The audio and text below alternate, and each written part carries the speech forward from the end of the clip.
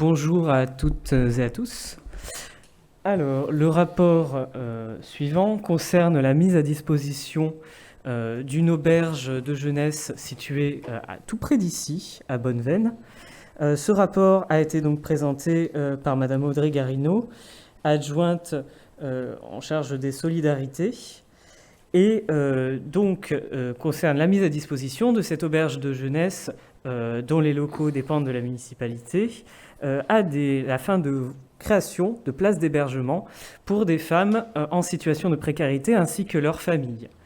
La mise à disposition a donc été attribuée à l'association Yes We Camp, association qui a l'habitude de monter ce type de projet et qui est donc secondée par 6 autres associations qui prennent en charge des personnes dans le cadre des dispositifs d'hébergement divers, tels que SOS Femmes 13, qui s'occupe d'accompagnement de femmes victimes de violences conjugales, l'Amicale du Nid, qui s'occupe de personnes en situation de prostitution, ou encore Nouvelle Aube, qui s'occupe de grands précaires. Nous avons donc un dispositif d'hébergement tout à fait singulier, puisqu'il va concerner un public mixte et un public qui pourra, dans les meilleures conditions, être retrouvé, une situation d'inclusion et de perspective de reconstruction vers l'emploi et le logement. Ce projet s'inscrit également dans une dynamique écologique, en plus de concerner une dynamique sociale, puisqu'il est proposé aux hébergés, en lien avec des acteurs du quartier de Bonneveine, de travailler à la création de jardins partagés, de travailler également à de l'agriculture urbaine, avec notamment une ruche, de la permaculture ou encore un poulailler.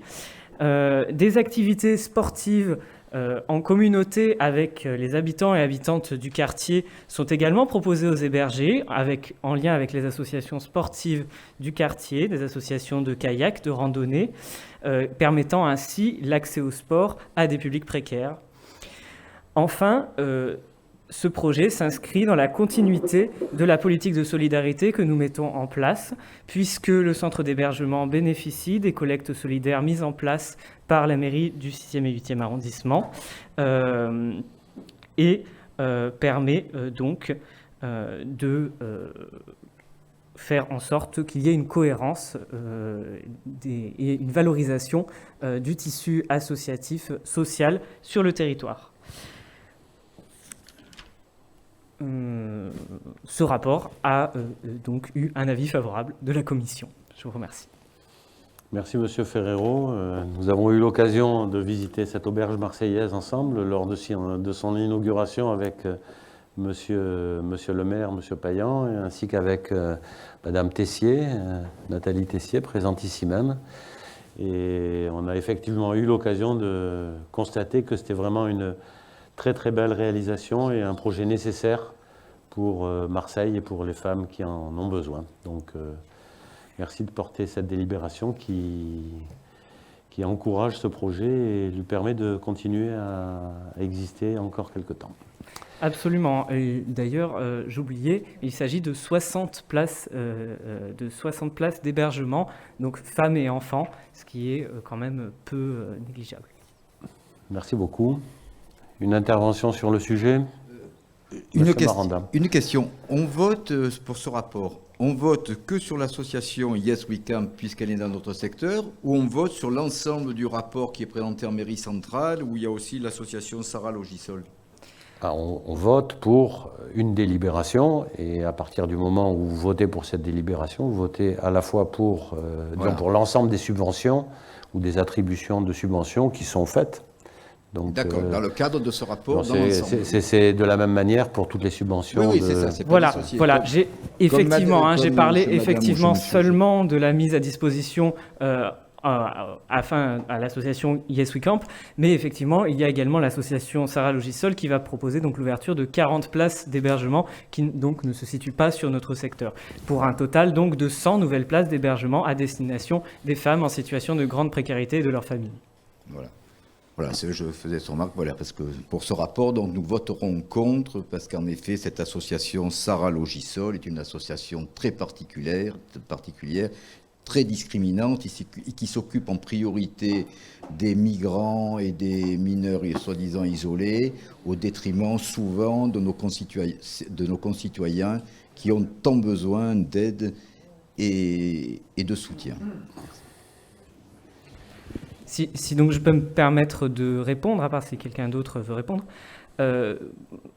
en ce qui concerne l'accompagnement des personnes en situation migratoire, effectivement, dans les personnes en situation de grande précarité, on retrouve effectivement ces publics. Néanmoins, ce ne sont pas les seuls.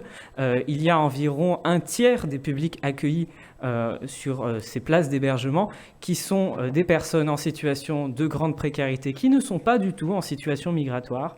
Et par ailleurs, les 2 tiers restants sont en situation régulière sur le territoire pour beaucoup, citoyens et citoyennes européennes.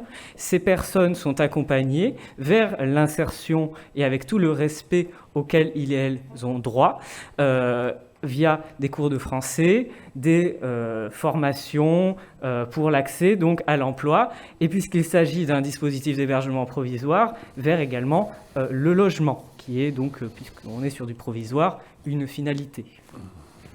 Je ne crois pas que, quelle que soit la situation des personnes qui sont hébergées, on doit en faire la différence. Aujourd'hui, il y a des personnes qui ont besoin de notre présence, et que ce soit avec Solisol ou avec qui que ce soit, tout ce qu'on pourra faire pour ces personnes qui ont besoin de nous et de la solidarité de la société, et de la ville de Marseille en particulier, eh ben, nous agirons dans ce sens. Donc, s'il n'y a pas d'autres interventions, nous allons procéder au vote. Qui vote contre? Qui s'abstient? Le rapport est adopté et je vous remercie, Monsieur Ferrero. Et